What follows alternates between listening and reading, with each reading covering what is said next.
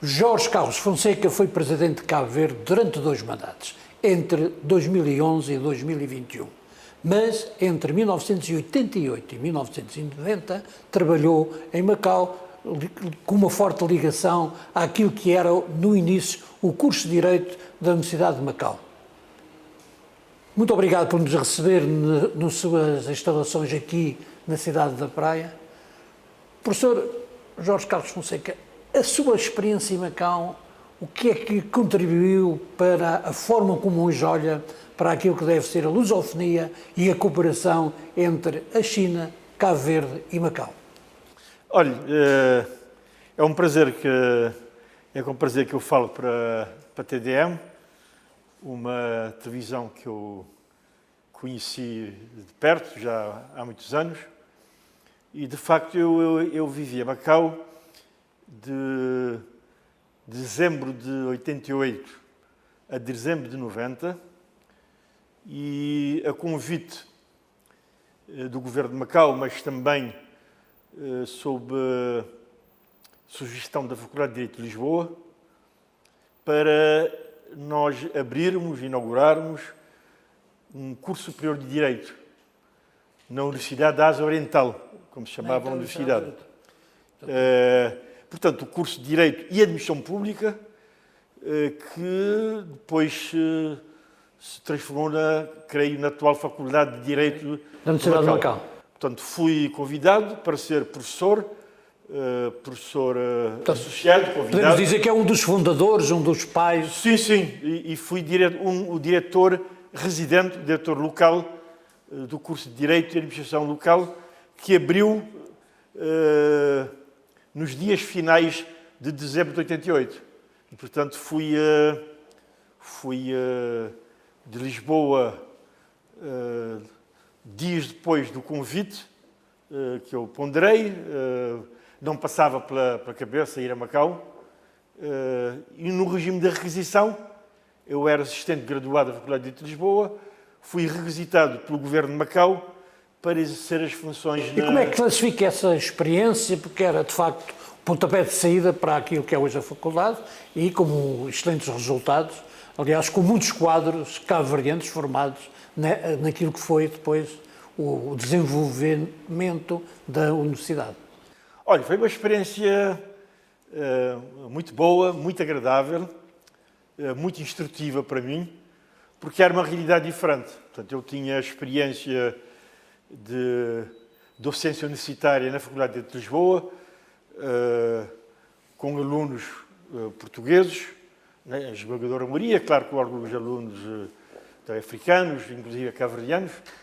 Tive muitos alunos cabo-verdianos também na Faculdade de Lisboa, onde lecionei cerca de 8 anos, 8, 9 anos. Cheguei, inclusivamente, no último ano, nos últimos 2 anos, eu era o regente de uma disciplina que é de Direito Processual Penal.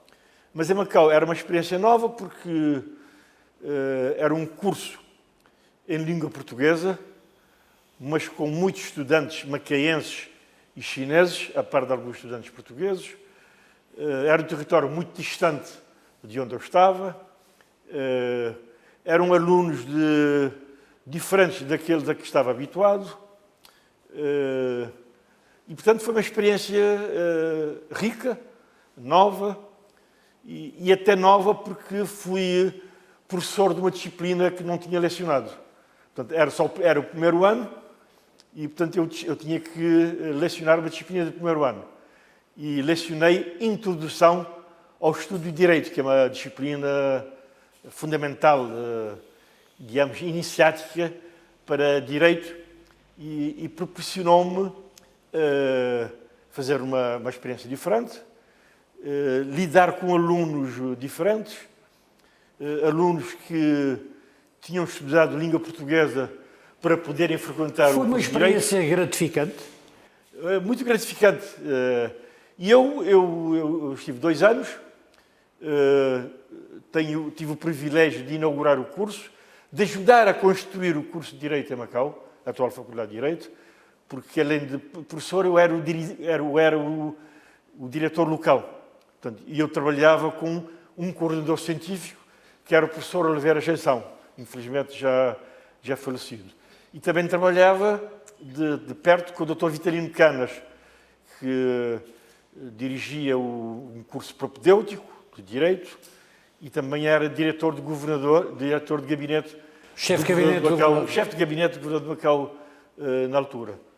E saí por um conjunto de razões, mas sobretudo porque o período final da minha vida em Macau coincidiu com a abertura, com uma mudança política grande em Cabo Verde. Eu tinha um percurso político desde os meus 17, 18 anos ligado à independência de Cabo Verde. Na altura também eu tinha criado alguns grupos que defendiam a democratização política em Cabo Verde, portanto, contra o Partido Único. Portanto, saiu porque... E, portanto, houve essa coincidência. Havia um apelo forte por parte de Cabo Verde, de amigos e companheiros de muitas lutas em Cabo Verde, para eu regressar. Portanto, fui chamado para Cabo Verde e eu acabei por regressar no momento em que me foi possível. Portanto, havia um apelo para regressar antes, logo em fevereiro, março, abril, mas na altura não me era possível regressar. Era professor, era diretor local do curso, tinha exames, tinha as responsabilidades docentes. Também tinha celebrado casamento em segundas núpcias pouco tempo antes, com a minha atual mulher, que tinha ido a Macau e também trabalhava numa instituição pública que era Gabinete de Estudos Jurídicos, não me lembro exatamente do nome.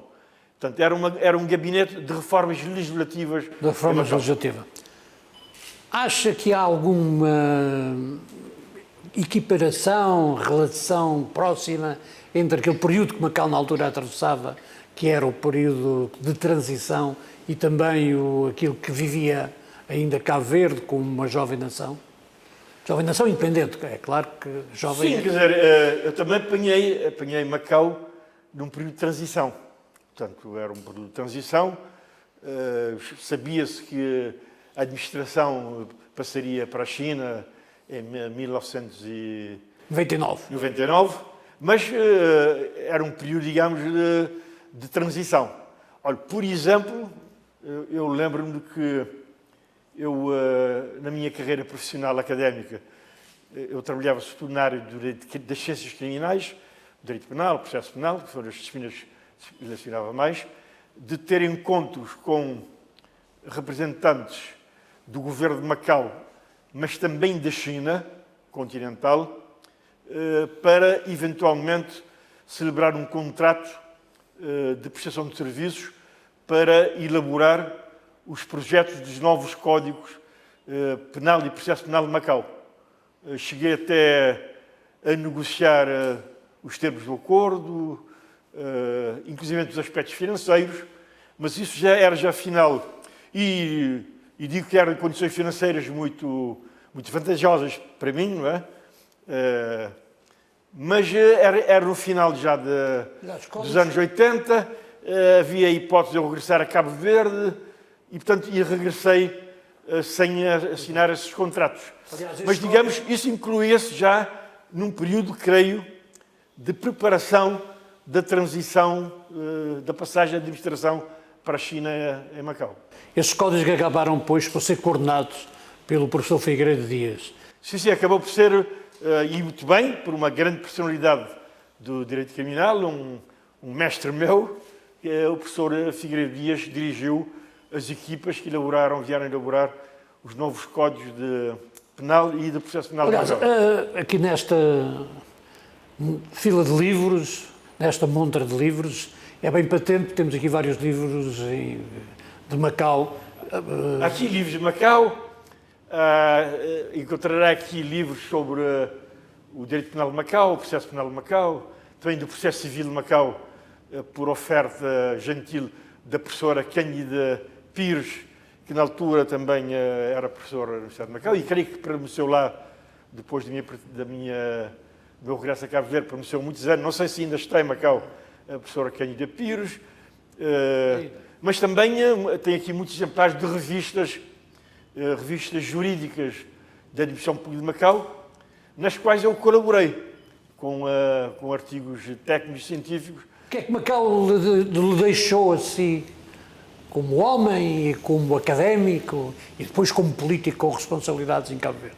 Olha, eu conheci para já uma realidade político-administrativa diferente, especial. Olha, eu lembro, vou-lhe contar até um aspecto curioso. Eu acompanhei, digamos, acompanhava também a vida política em Macau.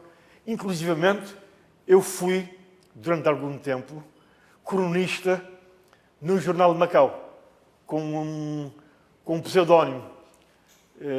Eu colaborei num jornal chamado O Clarim, ligado à Igreja Católica. À Igreja Católica. Não me lembro agora do nome do padre que me convidou, mas eu trabalhava com o Correia, o jornalista... Pedro Correia? Pedro Correia, éramos de amigos, e outro, João Carvalho, do Porto. Portanto, eu trabalhava e convidaram-me, e eu escrevia uma coluna... Com pseudónimo? Creio que semanal ou quinzenal, usava o pseudónimo de João Santos, creio eu, que era uma coluna muito crítica, portanto, que analisava a realidade jurídica, política e social de Macau. Inclusive, depois de regressar, houve até um artigo muito crítico em relação à minha pessoa, feita por um jornalista português de um outro jornal de Macau, creio que do Comércio de Macau, criticando o facto de ter chegado em Macau, convite, e escrever com pseudónimo, e ser demasiado crítico em relação à realidade política, mas eu sempre fui um democrata, como continua a ser hoje, e, portanto, o uso de pseudónimo é uma realidade natural em qualquer país, não é? Mas dizia-lhe eu que eu, depois de sair, em algumas conferências feitas a estudantes em Cabo Verde, por exemplo, mas também em Portugal, na Itália, eu sempre dei Macau como exemplo de uma realidade política administrativa especial, quase ímpar.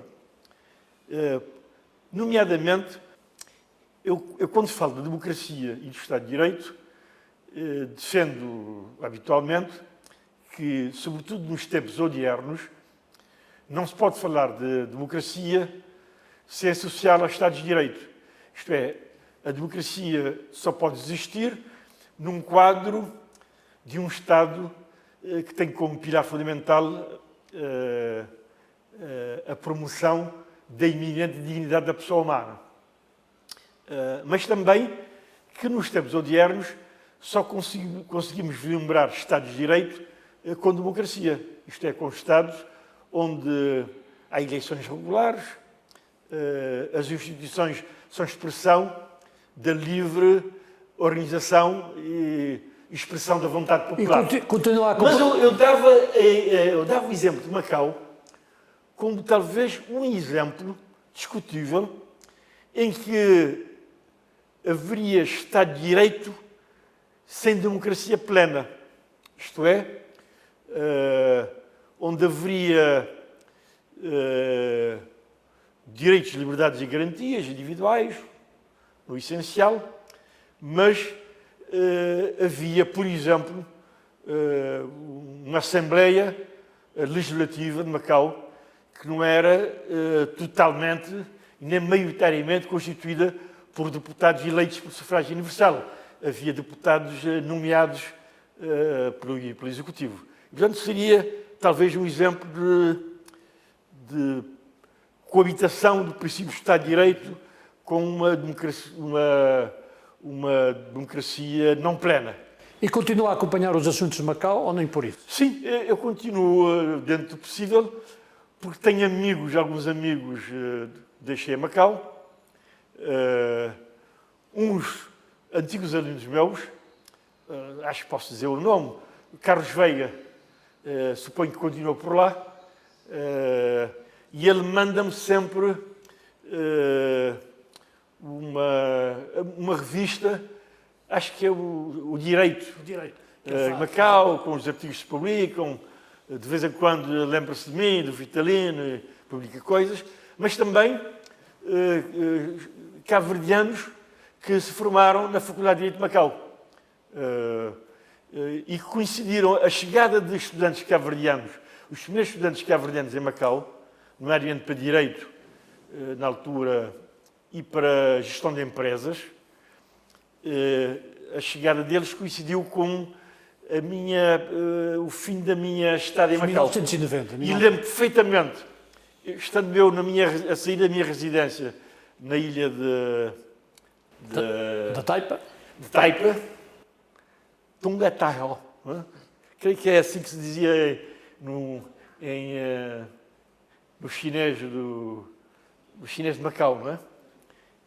Eu estar a sair de casa com a minha mulher e ver um grupo que me pareceu de cabo-verdianos. Portanto, me conheceram da vida política, de ter sido antes ministro dos Estrangeiros, vieram ter comigo, conversei com eles, quis saber. Eles tinham chegado no dia anterior. Suponho que eram 7 ou 8 para Direito e um que é o Chantre, que ia para Gestão de Empresas, que era um curso que era dado em inglês. E aconteceu que eu conheci-os na véspera de um aniversário meu. Eu fazia 40 anos, tinha 39 anos, fazia 40 no dia seguinte, ia fazer uma festinha em casa e aproveitei e convidei-os. E eles já estiveram todos na festa de aniversário, comeram, beberam. A maior parte ainda está em Macau. Eu sei, o Álvaro, o Costa, suponho que o Albertino já não está, e eles, portanto, já têm uma Professor, estamos... presença em Macau. E creio que são um elemento importante e relevante da ligação que nós mantemos entre Macau e Cabo Verde. Essa ligação é importante. Estamos a falar de... Sim, acho que é importante porque Macau constitui como uma espécie de ponto, uma espécie de plataforma de ligação entre Cabo Verde e a República Popular da China. Portanto, como se sabe, nós temos Cabo Verde sempre teve relações boas, pragmáticas, relevantes com a República Popular da China. Se não estou em erro, para o ano nós comemoramos 50 anos do estabelecimento de relações diplomáticas entre Cabo Verde e a China. E eu próprio, tive o privilégio de integrar a primeira delegação oficial do Cabo Verde independente à República Popular da China. Os seus 2 mandatos foram muito marcados, diria eu, por uma aproximação entre Cabo Verde e a China. O que é que foi mais importante nesses 10 anos em que dirigiu os destinos do país? Olha, algo foi mais grande do ponto de vista da relação com a China, do ponto de vista geral. Não, vamos para a relação com a China primeiro. Olha, eu creio que foram anos em que nós procuramos reforçar as relações de cooperação com a China, dar-lhe, digamos, um tom mais pragmático, que continua ainda a pensar que deve estar presente no relacionamento com a China, nomeadamente quando nós pensamos no Fórum Macau. Portanto, no fundo, pretende, através de Macau, relançar, redinamizar, reforçar e diversificar as relações comerciais, económicas, científicas e culturais com a República Popular da China. Isso procurei fazê-lo enquanto presidente dentro do sistema de governo que nós temos. Como se sabe, o nosso sistema é muito diferente do chinês ou do americano, é um sistema parlamentar presidencial, um sistema misto, em que o executivo cabe a um governo, chefiado pelo primeiro-ministro, e não ao chefe de Estado. Mas cabe ao chefe de Estado influenciar a governação e influenciar, desse ponto de vista, um bom relacionamento entre Cabo Verde e a China. E foi durante os meus mandatos que, por exemplo, se concretizou um dos projetos numa área que é uma área muito particular na cooperação entre Cabo Verde e a China, que é a área de infraestruturas. Foi durante o meu mandato que houve a requalificação do edifício que alberga os serviços do Presidente da República. Tanto assim que eu, durante os trabalhos de requalificação, eu saí das instalações antigas, do Palácio ainda colonial, transferi-me para outras instalações durante algum tempo, esperando a requalificação do Palácio. A China, nestes 50 anos, foi o verdadeiro parceiro, o verdadeiro amigo, se me permite a expressão, de Cabo Verde? Sim. A cooperação com a China ela é pragmática porque ela não depende das opções políticas globais e centrais dos dois países. Portanto, os países respeitam-se, num princípio de não interferência nos assuntos internos de cada Estado, que é um princípio muito caro à República Popular da China, mas também caro ao Cabo Verde, porque é um princípio que é central à Carta das Nações Unidas, que são, digamos, uma bússola para os princípios das relações externas de Cabo Verde com qualquer país do mundo. E eu digo, foram particulares porque tiveram, durante muitos anos, um acento especial, que é o acento das infraestruturas essenciais do país. Se pensarmos no Palácio do Governo, no Palácio da Assembleia Nacional, no Auditório Nacional, na Biblioteca Nacional, no Palácio do Presidente da República, na maternidade do Hospital Agostinho Neto, na maternidade está em processo de construção do Hospital Baixista Sousa em São Vicente. São tudo edifícios e infraestruturas com a marca chinesa. Mas, para além disso, no domínio da formação, eu suponho que teremos umas 400 de quadros formados na República Popular da China, o edifício da UNICEF é um edifício com marca chinesa, mas também, se pensarmos no quadro mais global, nas relações multilaterais, no quadro dos países de língua portuguesa com a China, há uma cooperação muito positiva e interessante. Por exemplo, através do Fundo de Cooperação e Desenvolvimento China-Países de língua portuguesa, que tem um capital inicial, creio que $1 bilhão americanos. Mas creio eu que, e nisso estou em sintonia com as autoridades cabo-verdianas, de que é um fundo que deve ser reavaliado. Por exemplo, no sentido de que a China coopera nesse quadro com países diferentes. Coopera com o Brasil e com Portugal, mas coopera com Cabo Verde, com Santo Tomé e Príncipe e com países mais pequenos, de pequena dimensão. Há pouco falou no Fórum Macau. Na sua perspectiva, o Fórum tem cumprido o seu papel, está aquém, precisa de maior dinâmica? Está a cumprir, mas pode cumprir mais e melhor do que eu estou a lhe dizer, através dos fundos. Eu creio que poderia haver um olhar diferenciado, um tratamento especial e diferenciado para países que têm uma fisionomia especial. O caso de Cabo Verde, que é um arquipélago, que é uma pequena economia insular em desenvolvimento e, portanto, o fundo deve ter uma filosofia, uma personalidade que se adequa às realidades específicas de cada um dos países com os quais a China coopera através do Fórum. Há quem diga que Cabo Verde tem uma relação tímida com a China, às vezes, em comparação com outros parceiros lusófonos africanos. É verdade? Isto tem uma relação tímida. Tímida, que às vezes podia explorar melhor a sua...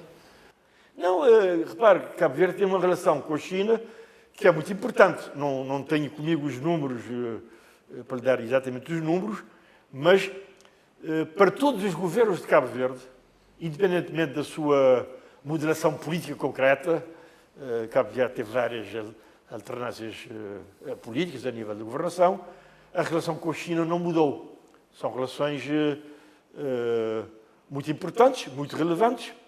E Cabo Verde espera da China um incremento da sua cooperação. Olha, por exemplo, há bocado falou do meu papel como Presidente da República.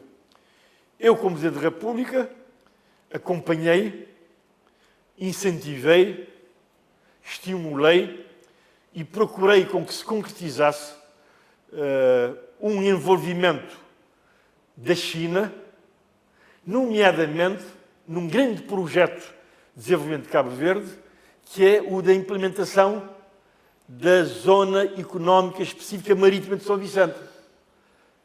A China colaborou nos estudos, mas creio que a China, dentro dos parâmetros, naturalmente, são definidos pelo Governo de Cabo Verde, deve colaborar na execução, na concretização dessa importante e futura plataforma Gostaria de ter mais presença da China. logística, comercial e económica de Cabo Verde para toda esta região nossa e para o Atlântico Médio. Gostaria de ter mais China ainda em Cabo Verde? Claro, é bem-vinda no quadro normal e aceito mutuamente de relacionamento entre dois países diferentes na dimensão física, diferentes no seu impacto que têm no âmbito da geopolítica internacional e diferentes do ponto de vista das suas opções políticas internas. E Cabo Verde e Macau também devem estar mais próximos, devem comprar mais? Sim, porque quem fala a relação de Portugal,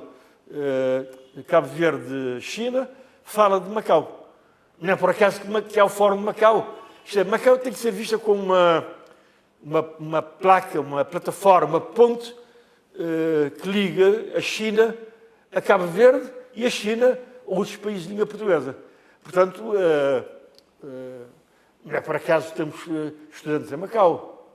E esses estudantes que se têm formado em Macau têm vindo depois a Cabo Verde contribuir para o desenvolvimento do país? Sim. Repare, sendo Cabo Verde um país com uma enorme diáspora, sendo um país que não pode ser visto, não pode ser pensado, sem pensar nas várias comunidades que nós temos no exterior, a diáspora, qualquer que ela seja, tem a ver com o país. Quer dizer, antigamente nós pensávamos sempre nas remessas dos cabo-verdianos, continuam a ser muito importantes, são até decisivas, já foram até decisivas para a sobrevivência do país. Mas Cabo Verde procura que os seus imigrantes investam em Cabo Verde, investam em projetos concretos, no turismo, nas energias renováveis, na restauração, na hotelaria, na saúde, na educação. E, portanto, apesar de ser uma comunidade pequena, mas é uma comunidade, digamos, qualificada. Eu conheço-a. Eu, quando estava em Macau, eu reunia-me frequentemente com os cabo-verdianos em Macau, inclusive para efeitos mais agradáveis de almoços, jantares, jogos de futebol. Mas procuramos sempre que os cabo-verdianos contribuam. Olha, dão uma contribuição, lembro-me agora, no plano do desporto. Há especialistas cabo-verdianos no plano de desporto em Macau que trabalham ou trabalharam com os tubarões azuis, com a nossa seleção de futebol. Que mensagem é que deixa aos cabo-verdianos que vivem em Macau? Olha, continuem a ser um exemplo de Cabo Verde em Macau, uma referência de qualidade, de profissionalismo, de bom comportamento pessoal, ético, que mantenham os laços de amizade e de aproximação com o Cabo Verde e que procurem, cada um na medida das suas possibilidades, ajudar Cabo Verde a ser cada vez um país com mais progresso, um país mais desenvolvido, porque é o país também deles, como é nosso que vivemos aqui. Quando espera regressar a Macau? Olha, eu digo-lhe que eu, quando saí de Macau, esperava voltar mais vezes. Voltei 2 vezes a Macau. Creio que voltei uma vez em 2001, 2002, a convite para fazer uma conferência sobre direitos fundamentais, processo penal, creio eu, a convite da Assembleia Legislativa de Macau, porque lá também tinha e tenho alguns amigos, nomeadamente nas assessorias jurídicas, e voltei uma segunda vez, creio que a convite da Faculdade de Direito de Macau ou da Faculdade de Direito de Coimbra, duas vezes, e tive a sensação de cada vez que lá fui, de encontrar um território diferente. Sobretudo a primeira vez que fui, para percepcionar o Macau que eu conhecia, foi difícil. Alguma dificuldade. Vai regressar este ano? Talvez regresse antes do fim do ano, à perspectiva de um convite, igualmente para uma conferência jurídica, mas faltam, digamos, acertar datas e pormenores, mas espero regressar antes de Natal. Para terminar esta nossa conversa, 50 anos, o que é que mais de importante conseguiu Cabo Verde, conquistou Cabo Verde nestes 50 anos? Olha, eu diria que conquistou duas coisas importantes.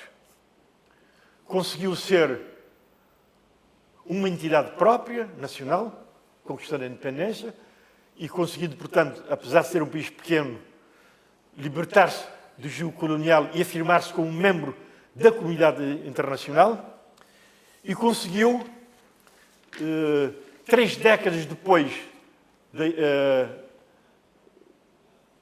há 3 décadas e alguns anos, ser uma referência da democracia em África e no mundo. São duas grandes referências deste país.